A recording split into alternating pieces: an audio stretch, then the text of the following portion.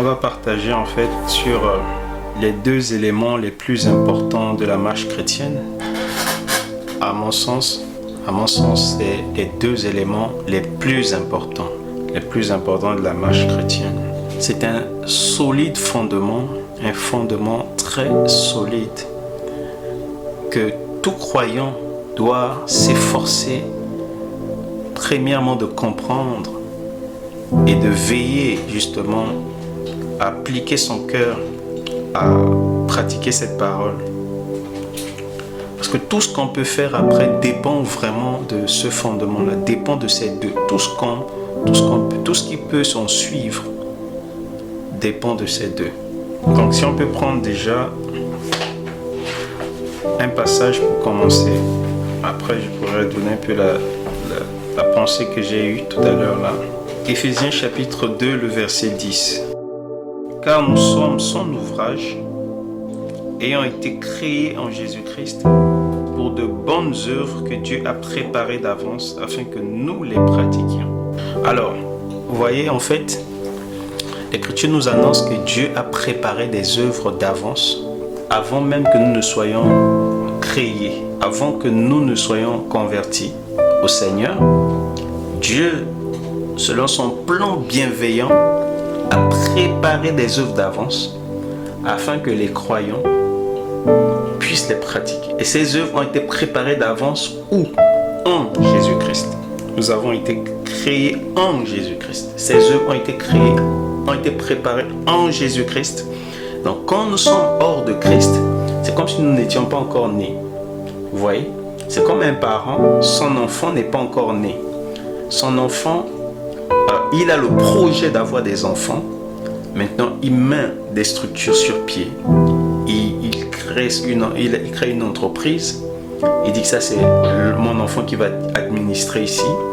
Il établit un planning que son fils, quand il naîtra, ou bien sa fille, suivra afin de pouvoir devenir gérant de cette structure ou de telle autre chose. Vous voyez un peu?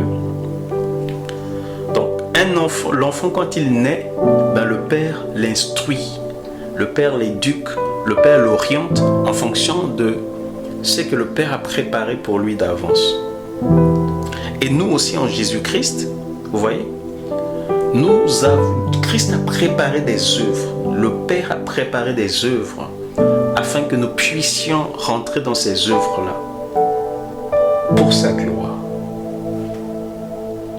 Donc aujourd'hui, je sais que dans notre génération ça sonne mal qu'un père puisse préparer le chemin pour son fils. Ça sonne mal parce que le fils soit dit, je dois faire ce que je veux, j'ai déjà vécu ta vie, il faut que je vive ma vie. Mais c'est pas ça avec Dieu. Avec Dieu, c'est que nous avons été créés pour un but. Il y a un but. Dieu fait toutes choses avec un but. Et manquer le but, c'est ça le péché aussi. Le péché, qui veut dire aussi manquer le but, qui est aussi défini dans les Écritures comme étant la transgression de la loi du Seigneur ou de la volonté de Dieu. Et donc ne soyons pas comme les gens du monde cherchant à faire notre propre volonté au lieu de faire la volonté de notre Père. Christ, quand il est venu, il a dit: ma nourriture, c'est de faire la volonté de celui qui m'a envoyé. Mais toi, mon frère, toi, ma soeur, c'est quoi ta nourriture? C'est de faire ta propre volonté ou bien la volonté du Seigneur? Qu'est-ce qui te rassasie? Qu'est-ce qui te donne la joie? Qu'est-ce qui t'apaise? Qu'est-ce qui t'apporte la consolation? C'est quand tu fais ta propre volonté, quand tu désires, tu obtiens ce que tu veux, ou bien quand tu fais ce que le Seigneur te demande. Qu'est-ce qui te rassasie? Qu'est-ce qui me rassasie? Posons-nous véritablement la question. Ma volonté, le Seigneur dit: ma nourriture, c'est de faire la volonté de celui qui m'a envoyé.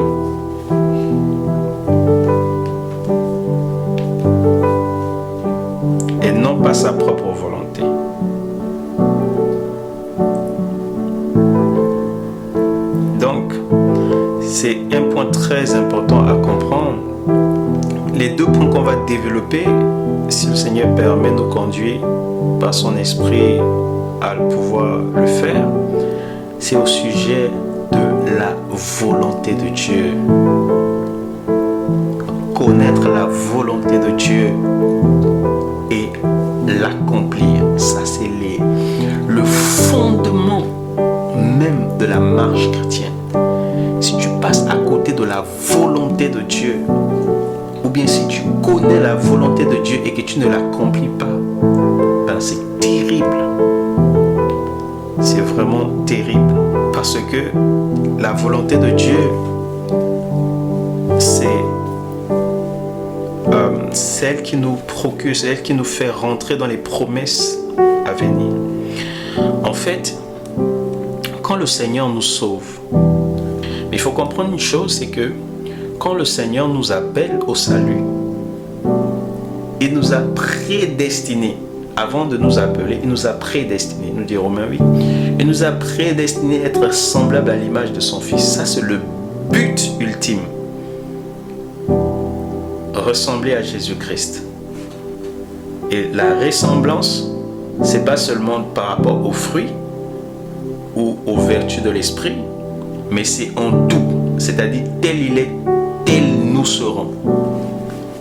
Que ce soit par rapport au corps, que ce soit par rapport à l'homme intérieur, nous devons tout ressembler à Christ. Et Dieu a préparé cela pour les saints. Quand il nous glorifiera aussi dans notre corps, nous donnera la rédemption du corps. Ça, c'est à quoi nous avons été prédestinés. À être conforme à l'image de Christ. Nous devons être conformes à l'image de Jésus-Christ. Ça, c'est le but de la prédestination de Dieu. Mais en attendant de pouvoir atteindre pleinement ce but-là, dans la transformation et la glorification du corps, on marche. Et dans la marche, le Seigneur nous amène à grandir dans notre âme pour atteindre aussi la stature parfaite de Christ. Et pour cela, le Seigneur, sur la terre, il a une volonté qu'il veut qu'on accomplisse. Et dans le ciel aussi, voilà, il y a une volonté que Dieu veut que ça s'accomplisse dans nos vies. C'est pourquoi le Seigneur, ce qu'il nous a prédestinés, c'est la volonté céleste. Sa volonté dans le ciel, c'est que nous puissions ressembler à Jésus-Christ.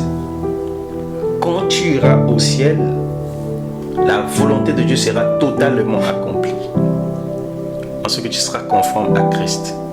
Mais sur la terre, il faut que nous accomplissions la volonté du Père, comme la volonté céleste. C'est pourquoi il dit, lorsque vous priez, dites que ta volonté soit faite sur la terre. C'est-à-dire que ma vie là marche en adéquation avec ce que tu veux, comme au ciel. Au ciel, bien évidemment, c'est comparé à l'obéissance et la soumission des anges à la volonté du Père. Mais aussi ça nous parle par rapport à nous, aux promesses que Dieu a faites en Jésus-Christ qui s'accompliront certainement. Voilà, une fois le Seigneur manifestera sa puissance du haut des cieux. Mais ici-bas, maintenant que sa volonté soit faite, maintenant, c'est aujourd'hui. Que sa volonté soit faite, c'est maintenant. Quand tu pries, c'est pas Seigneur, que ta volonté se fasse, ou bien que ta volonté se fera. Non, on ne prie pas que sa volonté se fera dans un futur, je ne sais pas trop. Mais sa volonté soit faite maintenant, qu'elle soit accomplie maintenant dans nos vies. Et nous devons accomplir la volonté de Dieu maintenant. C'est pourquoi nous prions. Et c'est pourquoi il faut prier. Vous voyez? Donc, la volonté de Dieu, c'est important de pouvoir l'accomplir. Si un homme a été appelé à la foi, il ne sait pas, il espère la volonté de Dieu à venir, c'est-à-dire que quiconque voit le Fils croit en lui et la vie éternelle, c'est bien d'espérer en cette vie éternelle, mais maintenant, il faut savoir que Dieu attend des choses de toi pour pouvoir te conduire. C'est au travers de ces choses que tu dois faire que Dieu aussi est en train de te conduire pour pouvoir rentrer dans sa volonté souveraine, c'est-à-dire l'obtention de la vie éternelle. Vous voyez un peu? Donc c'est important de ne pas passer à côté du but, de ce que Dieu t'attend, ce à quoi Dieu t'attend, ce que Dieu t'appelle à faire aujourd'hui. C'est très important de connaître sa volonté. Donc si on peut relire Éphésiens chapitre 2, à partir du verset 8, il écrit: car c'est par la grâce que vous êtes sauvés, par le moyen de la foi, et cela ne vient pas de vous, c'est le don de Dieu. Ce n'est point par les œuvres, afin que personne ne se glorifie. Car nous sommes son ouvrage, ayant été créés en Jésus-Christ pour de bonnes œuvres que Dieu a préparées d'avance afin que nous les pratiquions. La pensée que j'avais tout à l'heure, c'est nous expliquer déjà que ce n'est pas par les œuvres que nous sommes sauvés, mais nous avons été sauvés et créés en Jésus-Christ pour pratiquer les œuvres. C'est différent. On n'est pas sauvé par les œuvres, mais on est sauvé pour pratiquer les œuvres. Je ne sais pas si vous voyez la nuance. La vision que j'avais, la pensée que j'avais, c'est comme par exemple un homme. Par ses œuvres, il ne peut pas aller au ciel. Un homme naturel qui n'a pas des ailes pour pouvoir monter. Si tu vas aller par exemple d'un pays à un autre en passant par les cieux, tu ne peux pas en fait de toi-même par tes propres œuvres monter, aller dans les nuages, aller par soi-même et puis descendre dans une autre nation, dans un autre royaume. Vous voyez un peu? Mais tu as besoin d'un support, d'un avion. Et l'avion, quand l'avion te prend, ce n'est pas par tes capacités humaines, je vais dire, même si c'est les hommes qui fabriquent les avions. Mais et saisissant la pensée, nous avons besoin d'un avion, nous avons besoin d'un support pour pouvoir nous amener là-haut et pour pouvoir atteindre la destination finale. Vous voyez? Et c'est pareil aussi. Nous ne pouvons pas par nos propres œuvres aller au ciel, monter. On a besoin de l'avion qui est l'image de Christ. Souvenez-vous aussi de l'arche qui était l'image de Christ. Noé lui-même ne pouvait pas, et sa famille ne pouvait pas, ou bien les animaux ne pouvaient pas en fait monter et demeurer sur les eaux, flotter sur les eaux. Ils avaient besoin d'un support, l'arche. Mais dans l'arche, Noé devait faire quoi? Manger. Les animaux devaient manger. Eux, ils devaient s'habiller. Ils devaient parler. Ils devaient faire des œuvres. Ils devaient nourrir le bétail. Donc, ils travaillaient dans l'arche. Mais il était d'abord dans l'arche. Donc, ce n'est pas ses œuvres qui l'ont sauvé. Mais il a été sauvé et dans l'arche, il pratiquait des œuvres. Conformément à ce que le Seigneur l'a commandé, donc pour faire la volonté de Dieu. L'exemple de l'avion que j'ai pris, c'est-à-dire quand tu montes dans l'avion, l'avion t'amène dans le ciel aussi. Dans l'avion, tu fais des activités, tu travailles, tu fais beaucoup d'autres choses. Les choses que tu fais dans l'avion, c'est pas à cause, si tu faisais des efforts, c'est pas ça qui devait t'amener en haut. Vous voyez un peu? Mais quand tu es dans l'avion, tu peux même marcher, tu peux courir, mais la vitesse de l'avion, c'est celle qui t'amène à destination. Ce n'est pas tes œuvres. Tu peux courir même dans l'avion, c'est pas parce que tu cours que tu vas à destination. Ce n'est pas tes œuvres, mais c'est l'avion qui te conduit à la destination finale. C'est pareil, c'est Christ qui nous amène au ciel. C'est Christ qui nous conduit voilà, dans la vie éternelle. Mais en lui, nous devons travailler. Nous devons accomplir sa volonté. Il y a des œuvres préparées d'avance que nous devons pratiquer. Et passer à côté de ces œuvres peut nous faire passer à côté même de la vie éternelle. C'est un peu comme quelqu'un qui est dans l'avion et puis après il saute. Il n'écoute pas les instructions. Il saute. Tu vas tomber sur la terre. Tu vas rester. Est-ce que vous voyez? Donc, si on peut lire encore un passage, 1 Jean chapitre 2, le verset 15 à 17. N'aimez pas le monde, ni rien de ce qui appartient au monde. Si quelqu'un aime le monde, il ne lui est plus possible d'aimer le Père.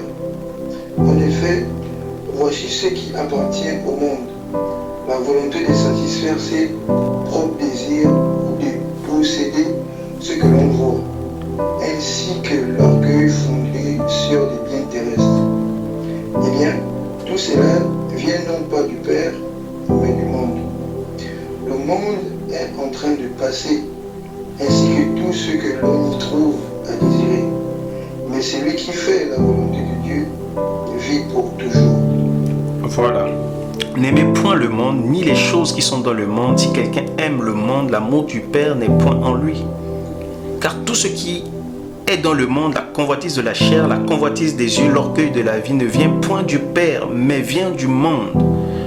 Et le monde passe, et sa convoitise aussi. Mais celui qui fait la volonté de Dieu demeure éternellement. Donc vous voyez, celui qui fait la volonté de Dieu, c'est celui-là qui demeure éternellement. La première volonté de Dieu, souvenez-vous, je l'ai dit, c'est que quiconque voit le Fils de Dieu par l'évangile, croit en lui, est la vie éternelle. Ça, c'est la volonté de Dieu. Jean chapitre 6, verset 40. Mais Dieu a une volonté aussi spécifique qu'il veut que nous accomplissions ici, en attendant la manifestation de la promesse. Vous voyez un peu? Quand il dit quiconque voit le Fils croit en lui est la vie éternelle. Dans le fait de croire là, il y a beaucoup de choses parce que la foi implique l'obéissance aussi. Vous voyez? La foi vient de la parole, n'est-ce pas? La foi vient de ce que l'on entend, ce que l'on entend vient de la parole. Ouais. Donc la foi ne peut pas être manifestée sans la parole de Dieu. Or, nous devons croire au Fils de Dieu pour pouvoir avoir la vie éternelle. Et donc, faire la volonté de Dieu, c'est très important. L'Écriture nous dit de ne pas aimer le monde, ni les choses du monde. C'est-à-dire, ne nous livrons pas par nous-mêmes, voilà, au monde, pour pouvoir servir le monde. Mais étant dans le monde, soyons des serviteurs de Dieu. Faisons la volonté de Dieu. C'est ainsi que nous allons demeurer éternellement. Et il est écrit dans Ésaïe, le verset 30, le chapitre 30, pardon, le verset 1er, verset 2. Ésaïe 31 à 2. Malheur, dit l'Éternel aux enfants rebelles, qui prennent des résolutions sans moi et qui font des alliances sans ma volonté pour accumuler péché sur péché, qui descendent en Égypte sans me consulter pour se réfugier sous la protection de Pharaon et chercher un abri sous l'ombre de l'Égypte. Malheur aux enfants rebelles qui prennent des résolutions sans le Seigneur, qui tissent des alliances, qui quittent d'une nation pour une autre nation en Égypte pour aller se cacher, chercher la protection, chercher la prospérité, chercher à se réaliser. On veut prendre des décisions, on veut faire telle ou telle chose, on ne consulte pas Dieu. Même pour les décisions même les plus importantes, après on voit des gens regretter par rapport au mariage, regretter de s'être déplacé d'un pays à un autre et d'avoir fini tout ruiné, d'avoir gâché sa vie. Le Seigneur dit malheur aux enfants rebelles qui prennent des résolutions sans Dieu, qui font des alliances, qui ne le consultent pas, qui descendent en Égypte sans sa volonté. Remettons-nous en question dans tout ce qu'on veut faire. Soumettons-nous au Père des esprits. Soumettons-nous à la volonté de Dieu.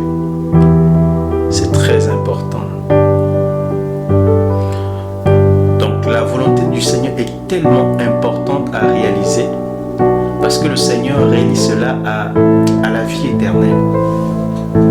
Et ce qui est relié directement à la vie éternelle, on ne peut pas négliger, on ne peut pas bafouer cela. Nous avons été créés en Jésus-Christ, pas pour faire notre propre volonté, pas pour accomplir nos propres œuvres, mais pour accomplir les œuvres que Christ a préparées d'avance. Donc, c'est important de comprendre ça pour qu'on ne s'agite pas. Tu ne te lèves pas un matin, je veux faire telle ou telle œuvre. Je veux faire ceci. Non, que tes pensées ne te séduisent pas. Mais tu dois rechercher la volonté de Dieu. Une pensée t'a traversé le cœur. Ok, Père, est-ce que c'est ta volonté? Tu ne te lèves pas, tu quittes un pays, tu dis non. Comme beaucoup quittent l'Afrique pour venir en Europe sans même se soucier de la volonté de Dieu. Juste avec le désir de vouloir, c'est réaliser, avoir une vie heureuse sur la terre. L'amour du monde. L'Écriture dit que ce quiconque aime le monde, il n'a point l'amour du Père en lui. Comment tu veux plaire à Dieu si tu veux faire ta propre volonté? On est rempli de nous-mêmes, de notre propre volonté. Mais on dit qu'on veut vivre la croix. La croix, c'est l'accomplissement de la volonté du Père. Tu n'as voulu ni holocauste, ni sacrifice pour le péché. Tu m'as créé un corps pour faire, oh Dieu, ta volonté. La croix, là, il faut renoncer à sa volonté. Vous voyez un peu. Donc, c'est très important la volonté de Dieu. Est-ce que nous sommes dans sa volonté? Est-ce que nous faisons sa volonté? Est-ce que nous nous soucions de faire sa volonté? Est-ce que nous le consultons avant de faire telle ou telle chose? Ou bien nous nous lançons directement? Est-ce que nous avons aussi la connaissance de sa volonté? C'est important. Avant d'abord même de chercher à faire sa volonté, il faut déjà connaître sa volonté. Donc les deux points les plus importants que je voulais partager avec vous. Le premier, c'est connaître la volonté du Père. Tu ne peux pas ignorer la volonté de ton Père. Tu ne peux pas marcher ignorant de la volonté du Seigneur. Ça te met en danger. Matthieu chapitre 7, le verset 21 à 24. Le Seigneur dit: ce ne sont pas tous ceux qui me disent Seigneur, Seigneur, qui entreront dans le royaume des cieux, mais seulement ceux qui font la volonté de mon Père qui est dans les cieux. Mais seulement qui? Ceux qui font la volonté. Ce n'est pas ceux qui me disent Seigneur, Seigneur qui rentreront dans le royaume des cieux, mais uniquement seuls ceux qui font la volonté de mon Père qui est dans les cieux.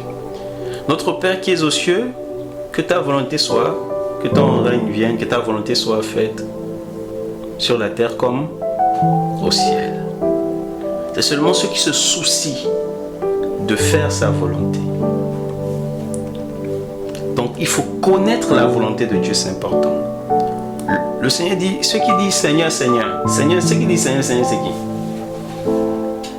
C'est nous tous, hein? Ou bien? Il dit, ceux qui me disent Seigneur, Seigneur n'entreront pas tous dans le royaume des cieux. Donc, tous ceux qui disent Seigneur, Seigneur aujourd'hui, c'est qui? C'est nous. Toute l'église qui n'appelle pas Jésus le Seigneur. Si tu reconnais un jour déjà avoir dit Seigneur, Seigneur, le Seigneur dit, prends cette parole très au sérieux.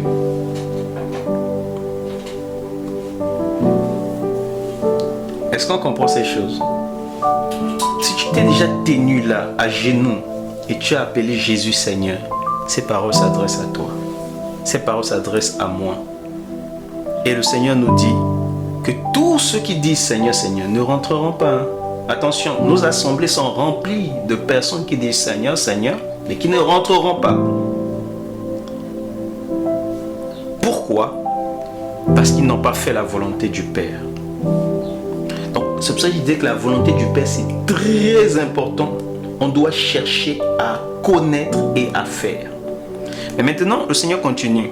Si tu peux continuer, mon frère, s'il te plaît. Plusieurs me diront en ce jour-là, Seigneur, Seigneur, n'avons-nous pas prophétisé par ton nom? N'avons-nous pas chassé des démons par ton nom? N'avons-nous pas fait beaucoup de miracles par ton nom? Oui, vas-y jusqu'au verset 24, s'il te plaît. Alors je leur dirai ouvertement, je ne vous ai jamais connu, retirez-vous de moi, vous qui commettez l'iniquité. C'est pourquoi quiconque entend ces paroles que je dis et les met en pratique sera semblable à un homme prudent qui a bâti sa maison sur le roc. Très bien. Donc sur le roc, sur un fondement solide.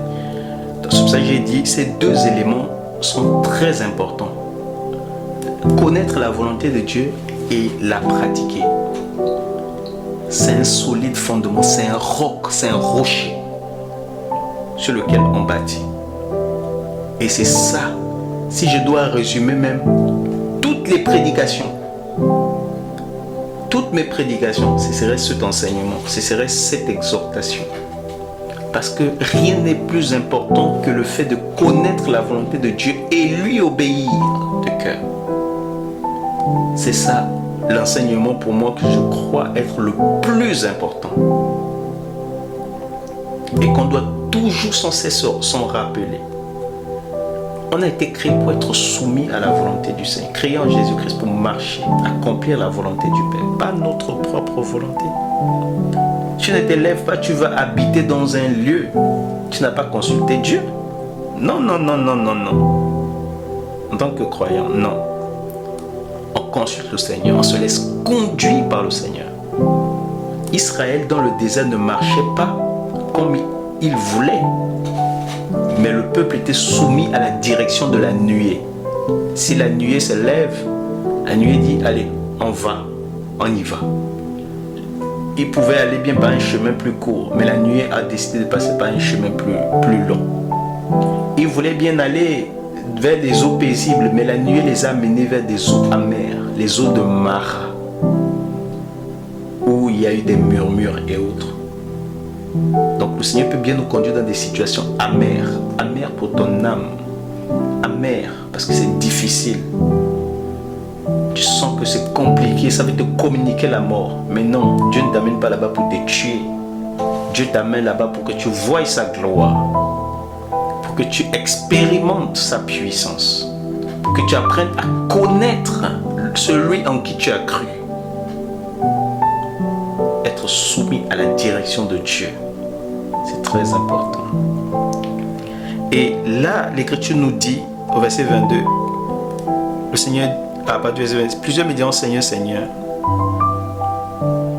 Au verset 22, oui, plusieurs me diront ce jour-là, Seigneur, Seigneur, n'avons-nous pas prophétisé en ton nom? N'avons-nous pas chassé les démons? N'avons-nous pas fait beaucoup de miracles en ton nom? Donc vous voyez, ce ne sont pas des gens en fait ici qui ignorent Dieu. Hein. Ce ne sont pas seulement des gens qui étaient dans des assemblées et puis qui priaient Seigneur, Seigneur. Non, c'est des gens qui, non seulement ils priaient Seigneur, mais à qui le Seigneur a donné aussi la grâce. Des gens qui ont fait des miracles. Des gens qui ont chassé les démons, qui ont fait beaucoup de miracles, qui ont chassé des démons, qui ont prophétisé même. Or, on prophétise qu'avec le Saint-Esprit. Vous avez déjà vu quelqu'un prophétiser si ce n'est par le Saint-Esprit? On ne prophétise que par l'Esprit. Ce n'est que l'Esprit qui peut saisir un homme pour pouvoir donner une prophétie. Vous voyez? Donc, des gens qui ont prophétisé, mais le Seigneur va leur dire quoi?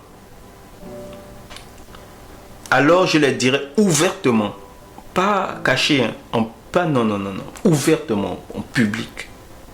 Je ne vous ai jamais connu. Retirez-vous de moi, vous qui commettez l'iniquité. Première chose, je ne vous ai jamais connu.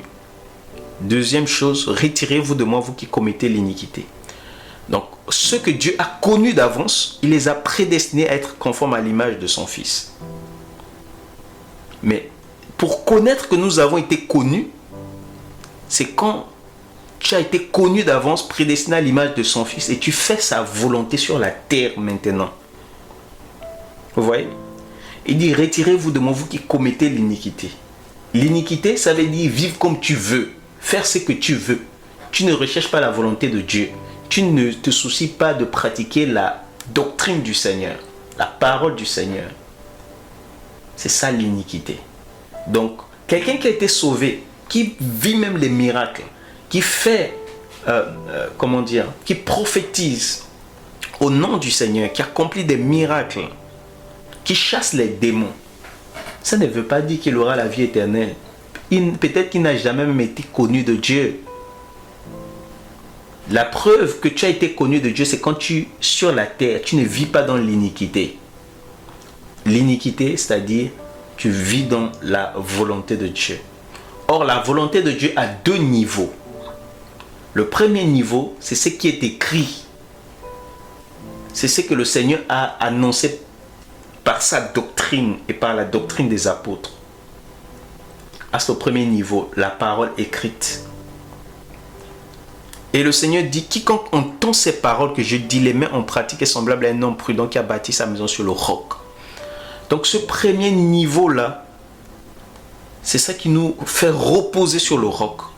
Quand tu pratiques la parole qui est écrite, annoncée par le Seigneur de gloire, dans Matthieu chapitre 5 jusqu'à Matthieu chapitre 7, cette doctrine du Seigneur, quand elle te frappe et que tu la reçois, ça te donne d'être reposé sur le solide fondement de Christ. Ce que les apôtres ont annoncé, je vous ai dit, dans l'arche, Noé devait tout faire. Il devait manger, il devait certainement se vêtir, il devait faire beaucoup de choses.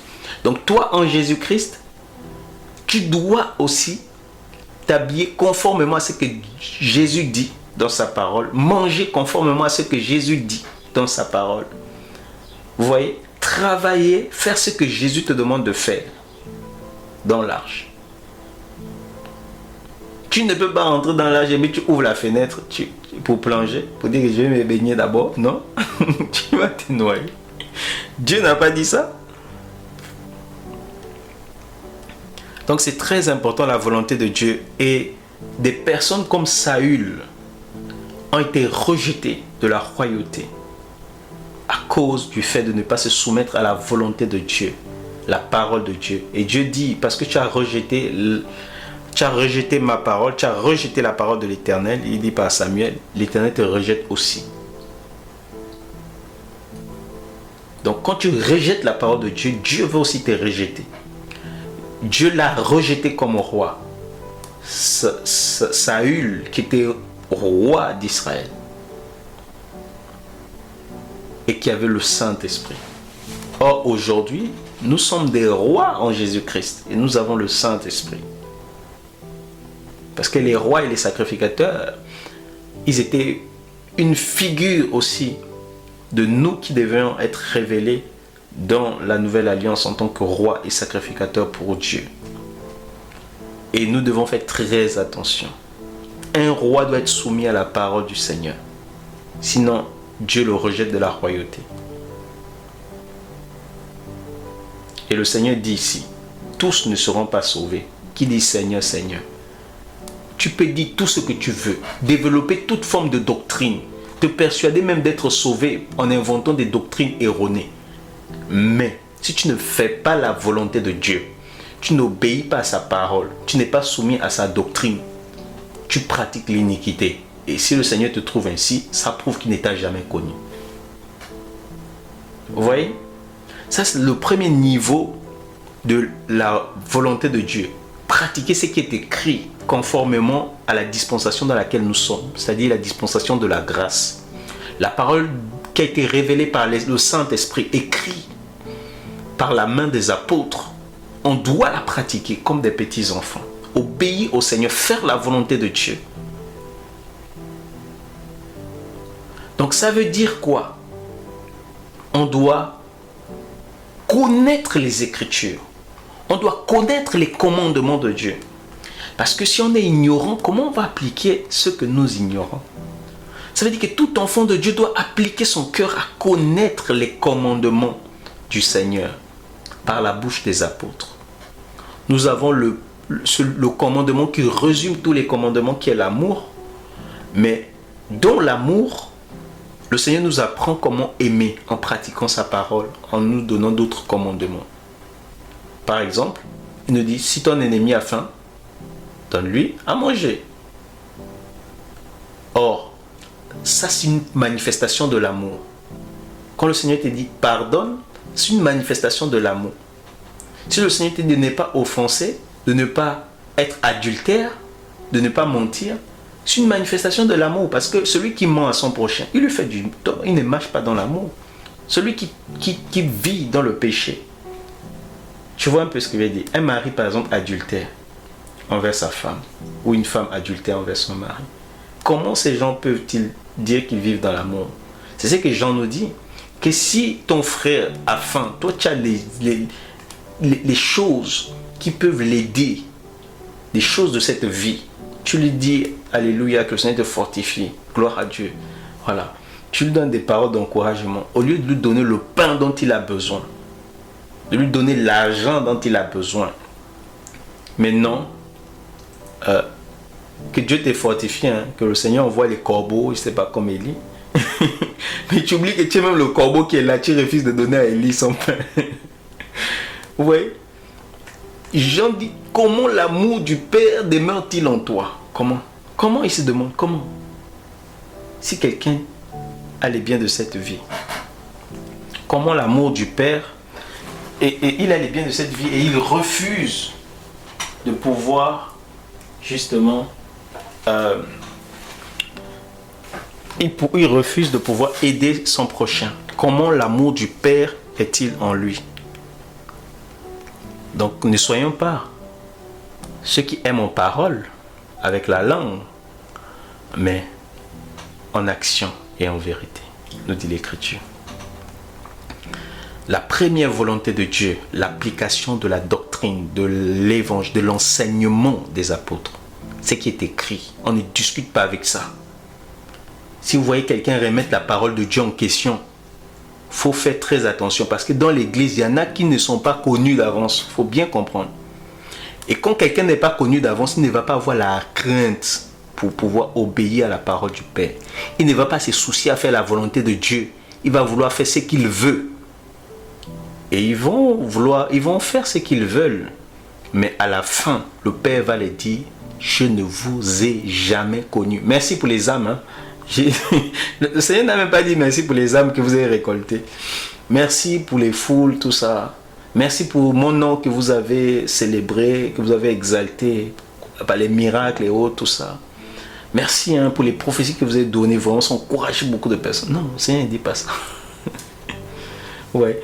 Donc, c'est très important, voilà, de comprendre la volonté de Dieu et obéir au Seigneur. Ça, c'est la volonté de Dieu écrite dans les Écritures. Mais il y a aussi la volonté de Dieu, voilà, qui n'est pas écrite. C'est que le Seigneur attend de nous par rapport à une situation précise ou bien par rapport aux circonstances de la vie courante. Tu veux te lever, aller dans une nation. Tu veux commencer une œuvre. Tu veux commencer une entreprise. Tout ça, tu as besoin de consulter Dieu.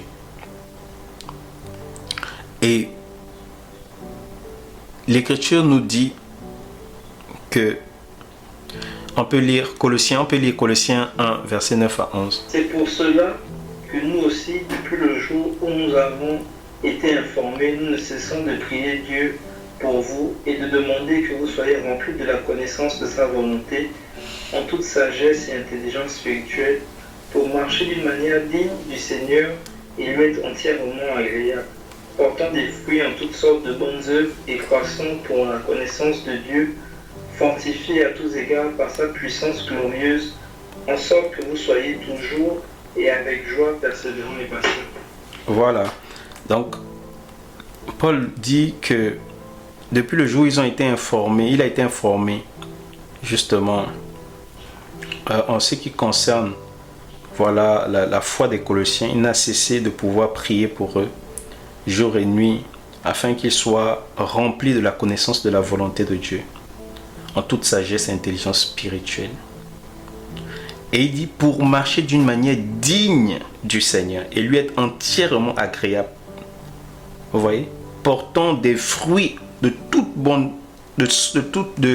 sortes de bonnes œuvres, croissant dans la connaissance de Dieu, fortifié à tous égards par sa puissance glorieuse.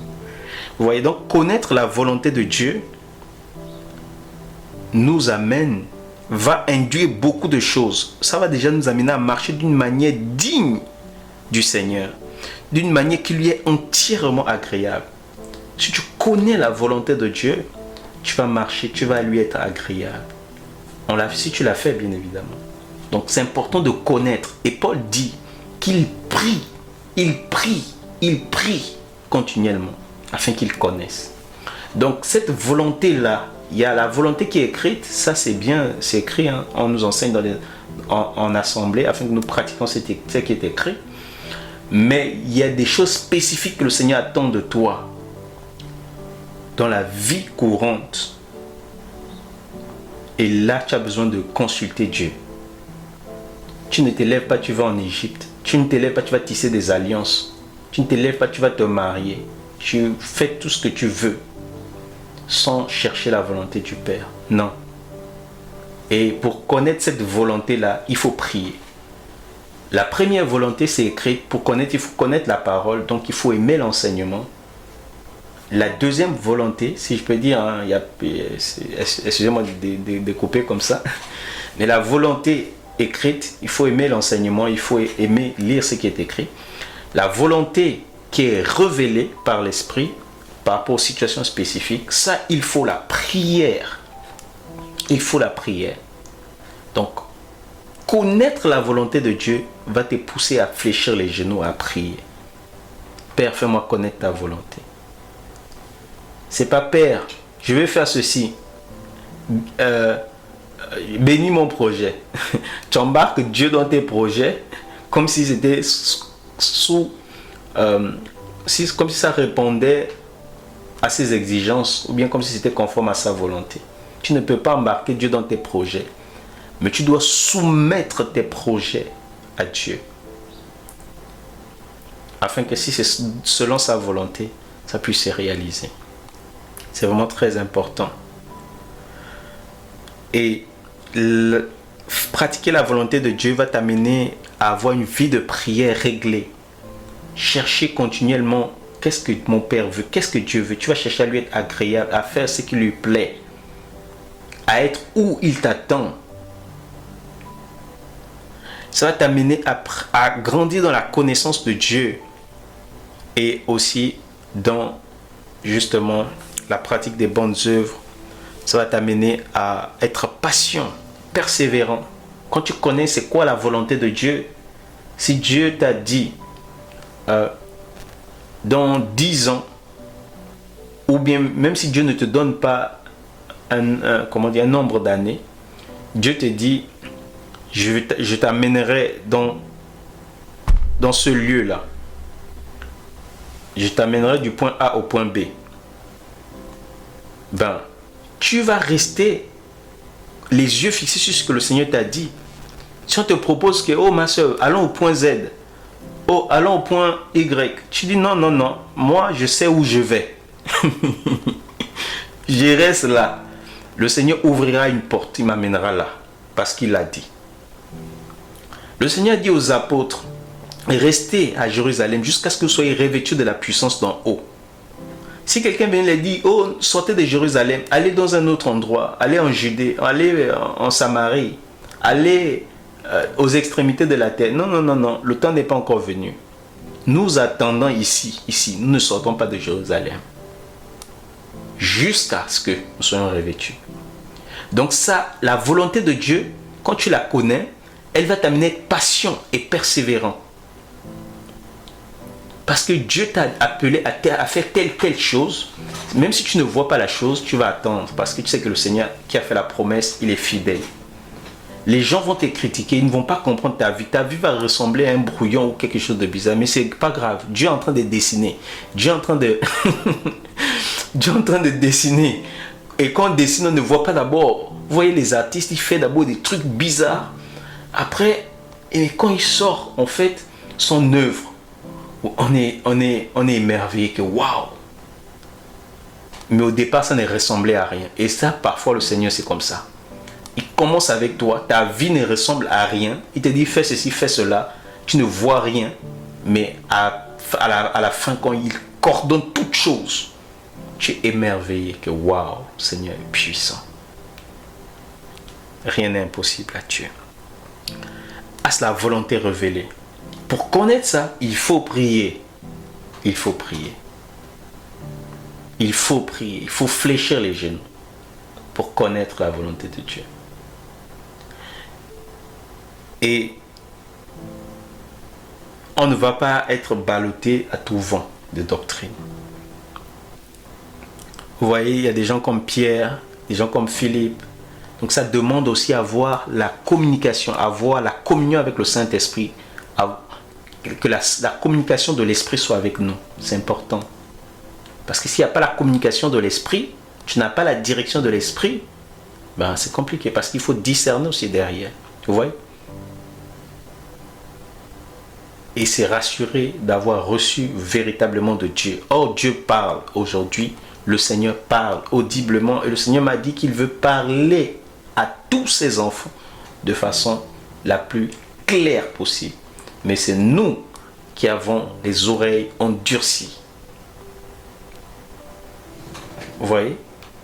Le mou, la fornication, tout ça, ça ôte l'entendement. On n'entend plus Dieu. Il faut faire très attention. Nettoyons nos oreilles par une vie de consécration. L'Écriture dit que la communication du Saint-Esprit soit avec vous tous. On doit être capable de pouvoir écouter le Saint-Esprit. Souvenons-nous de Pierre, des apôtres. Hein. Je vais peut-être faire court, mais regardez Pierre, le Saint-Esprit veut l'envoyer chez Corneille. Le Saint-Esprit lui donne des visions. Le Seigneur lui donne des visions, le Seigneur lui parle. Pierre se pose des questions. 3 hommes viennent. Aussitôt, l'Esprit lui dit, sans hésiter, pars avec ces hommes. Pars avec ces hommes sans hésiter. C'est moi qui les ai envoyés. Le Saint-Esprit lui parle directement. La vie de Paul, c'est pareil. La vie de Philippe, c'est pareil. Vous voyez? On n'a pas le temps de pouvoir parcourir les Écritures. Mais c'est vraiment important d'être soumis et d'avoir la direction de l'Esprit. Connaître la volonté de Dieu qui est révélée pour un instant T. Pour l'instant T, l'instant T plus 1. De façon spécifique dans nos vies. Donc, de façon générale, nous avons la parole, mais de façon spécifique, nous avons besoin de la révélation de l'Esprit, de la parole de l'Esprit, pour pouvoir connaître la volonté de Dieu et sa direction. C'est très important. Donc, après avoir la connaissance de la volonté de Dieu, de façon générale et de façon spécifique, il faut maintenant faire cette volonté-là. Donc, c'est le deuxième point le plus important. Le premier point, connaître sa volonté générale et particulière. Deuxième point, je me répète parce que c'est très important, je suis désolé, mais c'est vraiment très important. Le deuxième point le plus important, c'est de pouvoir faire cette volonté-là. Or, pour faire sa volonté, tu ne peux pas la faire par tes propres moyens. Il faut puiser en lui ta puissance. Il faut puiser en lui ta force. Il faut puiser en lui ta capacité. Nous n'avons pas de capacités qui viennent de nous-mêmes pour pouvoir accomplir la volonté de Dieu. Et si nous sommes conscients de cela, nous allons être soumis au Seigneur. Nous allons nous approcher du Seigneur. Nous allons dépendre du Seigneur. Nous allons rechercher la puissance du Seigneur. Nous allons rechercher la force qui vient du Seigneur. Nous allons rechercher à être greffés au Seigneur. Nous allons rechercher à demeurer dans le Seigneur. Nous allons régler notre vie de telle sorte à avoir des temps de prière, une prière de communion qui t'amène toujours à être là, dans le fleuve du Seigneur, dans la présence du Seigneur. Non pas une vie légère, mais avec une rigueur, un plan bien, quelque chose de bien déterminé. Parce que quelque chose on ne planifie pas aussi. Parfois après, il y a la négligence qui s'installe. Il faut vraiment régler les temps pour avoir la communion avec le Seigneur et se faire violence. Et se priver volontairement de bien de choses pour pouvoir préférer se retrouver avec le Seigneur. Ça, c'est vraiment très important. Et je pense que comme l'heure est arrêtée, on peut s'arrêter là. Mais comprenant ceci, le Seigneur nous dit dans Jean 15, verset 5, « Sans moi, vous ne pouvez rien faire. » toi et moi, on ne peut pas faire la volonté de Dieu sans Jésus, sans la puissance de Jésus, sans la force de Jésus. Et donc, il faut que le Seigneur nous revête de sa force. Et ça, on a besoin d'aller puiser ça dans la prière en profondeur. On a besoin d'être là, passer du temps avec le roi, passer du temps dans sa présence, être rempli toujours du Seigneur pour pouvoir mettre en exécution sa volonté. Donc, connaître sa volonté ne suffit pas. Il faut la faire. Et la faire, il faut puiser la force en lui. Ça nous rend dépendants de Dieu. C'est pourquoi c'est plus important parce que tout le reste dépend de ça. Parce que tellement on est soumis à Dieu et qu'on veut faire sa volonté et qu'on puise notre force en lui, on est aussi en même temps transformé, on est aussi en même temps conduit à manifester toutes sortes de bons fruits et de bonnes œuvres. C'est pourquoi j'ai dit que tout le reste dépendra de ces deux éléments-là. La connaissance de la volonté de Dieu et la mise en pratique de sa volonté. Amen.